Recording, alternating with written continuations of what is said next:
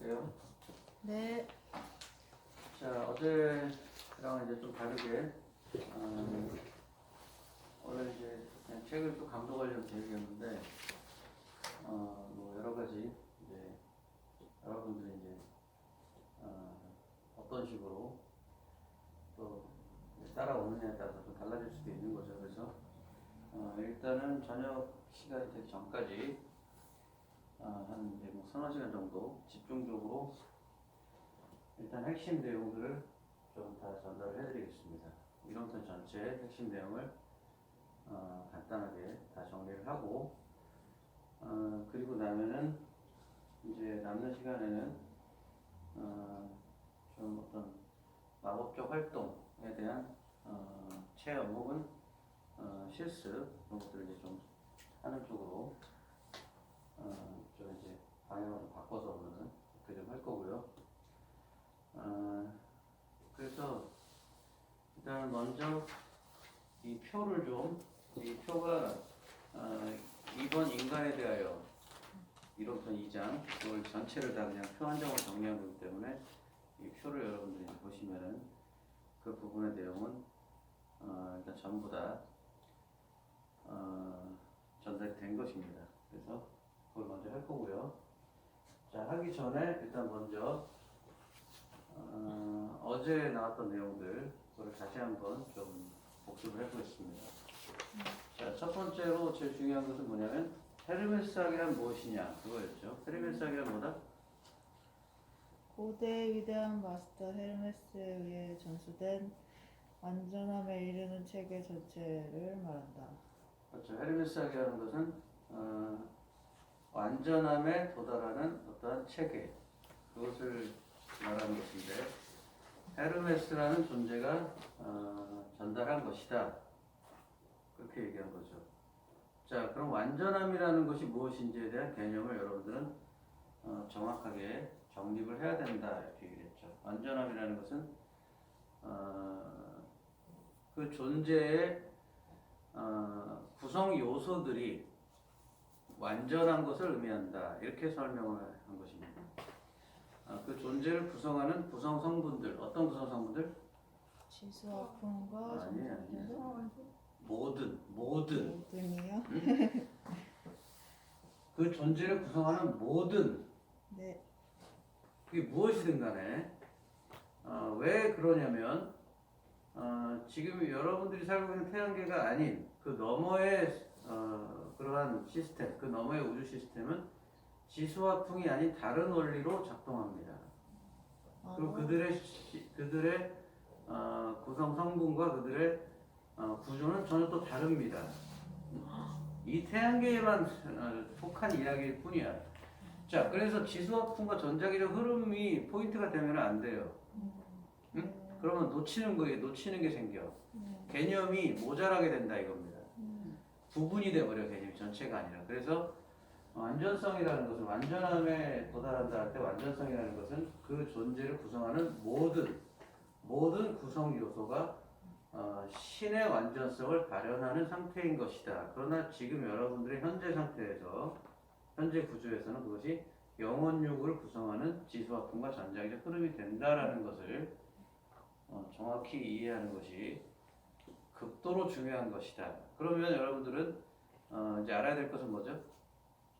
영혼육이 무엇인지 그리고 그 영혼육은 전자기적 흐름과 지수화풍에 의해서 어떻게 형태와 구조와 기능이 이루어지고 있는 것인지 이러한 내용을 알면 되는 것이고 그 다음에 신의 완전성이 무엇인지 전능, 전지, 불멸, 현재 그것의 개념은 무엇이고 그것을 발현한 상태라는 것은 무엇인지 자 이와 같은 내용들의 세부사항만 확인하면 끝나는 문제라 이겁니다. 자 그러면 이제 이론의 핵심은 다 끝난 거죠. 네. 그럼 나머지는 뭐겠어요? 실습. 훈련이다. 훈련. 나머지는 훈련이다. 그토록 단순한 과정으로 되어 있는 것입니다. 자, 훈련을 하면서 이제 하나씩 더 세부적인 내용을 배워야겠지만 개념은 상당히 사실은 단순 명료합니다. 그게 항상 중요한 거예요. 복잡한 얘기를 해봐야 쓸데없는 얘기만 늘어날 뿐이죠. 자, 하지만 이제 강의를 할 때는 보통은 그런 단순한 내용만 전달하는 것이 아니라 관련된 내용을 보통 이제 폭넓게 얘기를 하는 편입니다. 저는 그렇게 하는 편이에요. 그렇지만 이제 오늘은 좀 약간 좀 자제를 해서 핵심만 딱딱딱 전달을 하는 걸로. 물론 전혀 주변적인 얘기를 전혀 안 할 수는 없어요. 왜냐면 설명을 해야 되니까 이해를 하기 위해서. 하지만 좀 많이 좀 축약을 하겠습니다. 자, 그 다음에 이제 중요하게 나온 개념이 이제 마법이라는 개념이었죠. 마법이라는 개념은 뭐다? 핵심을 아셔야 돼요. 핵심. 그 말들을 아는 게 아니라 그 말이 의미하는 핵심을 알아야 됩니다. 마법이란 건 뭐다? 사원소와 전자의 흐름을 통해 그러니까 또 말들을 얘기하고. 창조에게 아는 것. 자, 핵심은 뭐냐면 어떠한 현상을 일으키는 데 있어서 그 현상을 구성하는 구성 요소들을 직접 다루는 것을 마법이라고 한다라고 얘기했습니다. 자, 보통의 경우는 어떤 현상을 일으키기 위해서 어떤 결과를 내기 위해서 그 결과를 구성하는 구성 요소들을 간접적으로 가공하거나 다루는 그러한 활동을 한다. 보통의 경우는 이 현재 수준의 인간 활동에서는 이게 굉장히 다 중요한 거예요. 왜냐하면 다른 우주의 다른 천체의 다른 문명권에 있는 존재들은 그렇게 하지 않습니다. 네. 그들은 아카샤를 직접 다뤄요. 무슨 말인지 아시겠습니까? 이렇게 무식한 방법을 안 쓴다고. 현재 인간들이 쓰는 이런 무식하고 어려운 방법을 쓰지 않는다. 자, 물론 지금 우리보다 더 무식하고 더 어려운 방법을 쓰거나 혹은 그 방법 자체를 아예 쓰지 못하는 더 미개한 그러한 진보 수준의 존재들도 있습니다만 그러나 현재 우리 수준에서 논하자면 이러한 관점을 여러분들이 이해하는 것이 극히 중요합니다. 그래야 전 우주 시스템에 대한 매우 균형 잡힌 시각을 가질 수가 있어요. 그게 마법사의 존재감이라고 그랬죠. 마법사라는 것은 타로카드 1번에서 자기가 어느 위계, 어느 수준에 속해 있는지를 알고 있는 자였습니다. 그러나 제가 얘기하는 이런 모든 내용이 현재 지구인의 일반적인 혹은 좀 지식이 높다라고 하는 사람들에게조차도 매우 생소한, 매우 드문 그러한 관점이라는 것을 먼저 잘 생각하실 필요가 있어요. 그 마법이라는 것은 뭐냐면 어떤 현상을 이루기 위해서 그 현상을 구성하는 구성 요소들, 그것을 어떻게 한다? 직접 다루거나 가공하는 그러한 모든 활동을 우리가 마법이라고 일컬었다. 자, 왜 마법이라고 일컬어지냐면 간접적으로 대부분은 다루기 때문이죠. 그래서 직접 다루는 사람들이 어떻게 보인다? 신비로 매우 이상하게 보인다. 그러한 뜻을 내포하고 있는 거예요. 그게 마법이라는 것의 원래 뜻이 되는 게 아니라 그런 개념이 있는데 직접 다룬다는 개념이 있고 간접 다룬다는 개념이 있는 것이 정상인데 직접 다룬다는 개념은 심지어는 이상한 행위, 이해할 수 없는 마법이라고 불릴 만한 그런 행위가 되어버린 것입니다. 그걸 이해 못하고 그냥 마법이 그런 뜻이다.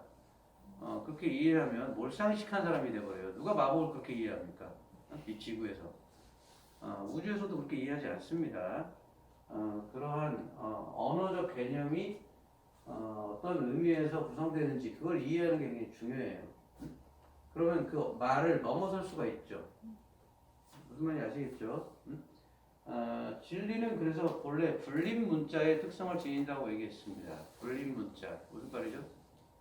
문자로 성립되지 않는다 이거예요. 언어 안에 있지 않다 이겁니다. 그걸 언어로 설명하려다 보니까 이런 개념들을 사용하고 있는 것일 뿐임을 여러분들은 절대 잊어서는 안 됩니다. 절대로. 하지만 개념을 사용할 때는 그 개념을 어떻게 한다? 철저하고 완벽하게 구성해내야만 한다. 단 포괄적인 개념을 구성해내야겠죠. 자, 그 다음에 이제 나온 게 뭐였죠? 그 다음에 나온 건 당연히 이제 지수화풍이죠. 지수화풍과 전자기적 흐름이 도대체 뭐냐? 그게 이제 제일 처음에 나온 거였습니다. 그때 이제 제일 중요한 개념은 테트라그라마톤이라는 개념이었습니다. 사극자석이라는 개념입니다. 자, 그 개념은 매우 단순했습니다. 사극자석이라는 개념은 뭐냐면 네 개의 극성을 가진 자석, 형상으로 얘기하면 십자가 같은 형태다. 그 네 개의 극 부분, 꼭지점, 꼭지점은 아니지만 꼭지점이라고 설명한다면 그 극 부분에는 뭐가 있다? 지수와 풍이 각각 배치가 되어 있다. 그래서 지수와 풍이 네 개의 극에 존재하고 있는 그러한 자기력을 띤 전자기적인 현상을 띤 어떠한 에너지의 실체, 그것을 우리가 사극자석이라고 불렀는데, 그 사극자석이라는 게 왜 중요하냐면 헤르메스학, 즉 완전함에 이르기 위한 그러한 체계인 헤르메스학에서 먼저 우리가 공부하게 되는 인간이라는 존재의 실체가 바로 사극자석이기 때문이다라는 것입니다. 인간은 눈으로 볼 때는 그냥 이렇게 생긴, 육안으로 볼 때는 이렇게 생긴 게 인간의 실체라고 생각할지 모르나 그것은 사실과 다른 정도가 아니라 아예 뭐다? 아예 착각의 산물에 지나지 않고 환각의 산물에 지나지 않고 이 부분이 이제 제일 납득하기 어려운 부분이죠. 왜? 그렇게 보이는데 뭐 환각이고 착각이래. 자, 왜 그렇게 얘기하냐면 육안의 인간의 형태가 이렇게 보이지 않는다라는 걸 말하려는 것이 아니라 그런 형태가 나타나기 위해서 그 이면에 그것을 구성하는 원리의 측면이 어떻다? 현상과 사뭇 다르기 때문에 그런 이야기를 하는 것입니다. 자, 그것은 현대에는 특별한 이야기도 아니죠. 여전히 뭐 이해하는 사람은 별로 없지만 종이를 생각해보세요. 종이. 네. 이 종이는 이런 형태로 나타나 있죠. 자, 하지만 이거 원자를 따지기도 전에 이게 나무였다라고 누가 생각할 수가 있어요? 그 안에 이면에 이런 걸 모르는 사람은 이게 원래 나무였었다. 나무의 어느 부분이죠? 수질이에요, 피질이에요? 수질. 피질? 수질이야? 피질인가 봐요. 피질이지, 피질. 아하. 보통은. 네. 이게 나무였었다라고 이 형태만 가지고는 생각할 수가 없다라는 것입니다. 자, 그래서 현상과 그 현상을 일으키는 그 뒤에 있는 원리나 구조 혹은 구성 원소 이것이 매우 다르다라는 것은 사실은 특별한 내용도 아닙니다. 자, 그래서 인간을 구성하고 있는 구성 요소는 인간이라는 현상, 지금 보여지는 현상과는 매우 달라서 그 두 가지는 사실은 전혀 서로 연결이 되지 않을 수도 있을 만큼 그 두 가지가 서로 이게 두 가지 매치가 안 되는데 라고 느낄 만큼의 그런 거대한 격차가 있는데 더 깊이 들어가면 심지어는 비밀이라고 생각될 만한 그런 내용까지도 있다. 자, 그래서 인간이라는 것은 본래 뭐다? 그 진실은 사극자석이라는 것이죠. 그게 놀라운 비밀인데 비밀조차도 아닌 거죠. 응? 왜? 대부분의 사람들은 관심 자체가 아예 없다. 자, 그러다 만약에 이제 여러분들은 이제 뭐 그런 부류에 속해 있는 것이 아니니까 그래서 인간이라는 것의 실체는 도대체 뭐냐라고 이제 질문을 한다면 이제 여러분들은 이론적으로나마 인간이라는 것은 그 실체는 사극자석입니다. 자, 그렇게 이야기를 할 수 있게 된다는 거죠. 그래서 사극자석으로서 인간을 이렇게 십자가 형태로 이렇게 팔을 쫙 벌렸을 때 거기서 많이 본 거죠, 그죠? 네. 많이 본 거 기억나? 해법책이 많이 나오잖아요. 이렇게 해가지고 인간의 자세를 기본 자세를 해가지고 그래서 이제 그리스의 체계에서 나오는 거죠. 그리스 철학의 체계에서 그 체계 역시 마찬가지로 이런 헤르메스학의 근간을 두고 있는 것입니다. 그리스 철학의 체계라는 것이 원소 그리고 전자기적 흐름 이러한 체계가 헤르메스학의 체계가 그대로 이어진 것에 지나지 않는 거죠. 단 이제 역사가 항상 그렇듯이 어떤 체계가 나오면 그 체계가 다시 이렇게 무너졌다가 혹은 약화되거나 사라지는 것 같다가 다시 어떤 시점이 되면은 누군가가 다시 그것을 복원하거나 체계화하고 이런 것이 반복이 되어 왔습니다. 어쨌든 그래서 인간이라는 것은 그 실체는 사극자석이다. 사극자석이라는 것은 뭐냐면 지수와 풍이라는 네 개의 극을 가진 하나의 에너지체다. 자, 그때 이제 여러분들이 생각해야 될 것은 뭐냐면 지수와 풍조에서 특히 가장 중요한 대극이 되는 불과 물이 있죠. 불과 물.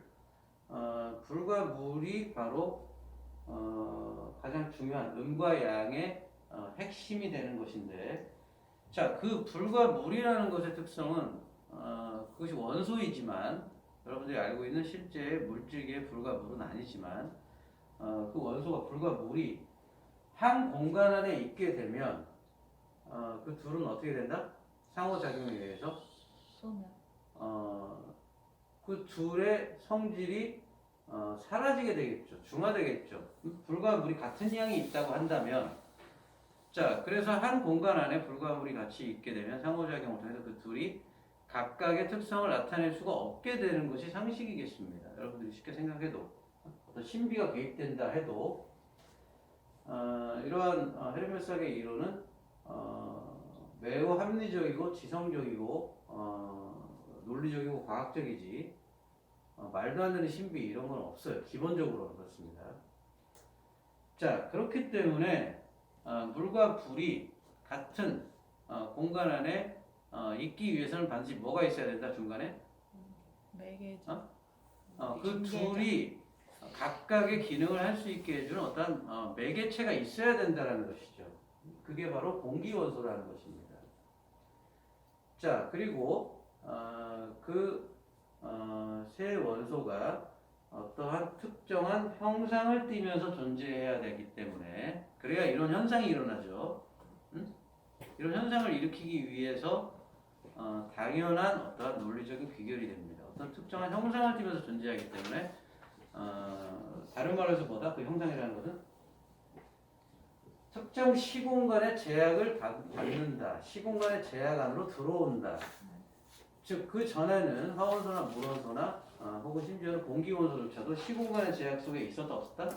없었다라는 것이죠. 시간과 공간의 제약 안으로 들어왔다라는 것이 형태, 무게, 그 다음에 시간, 질량, 크기 이런 것들을 만들어내는 근본 원리다 이렇게 또 얘기를 했습니다.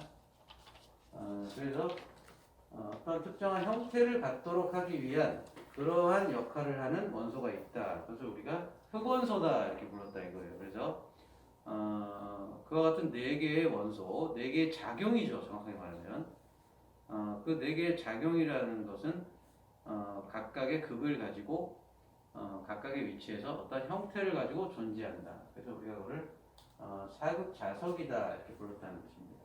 그래서 인간이라는 것은 그와 같은 네 개의 작용, 그 네 개의 작용은 하나의 실체로서 존재하고 있는데 그 네 개의 원소에 의해서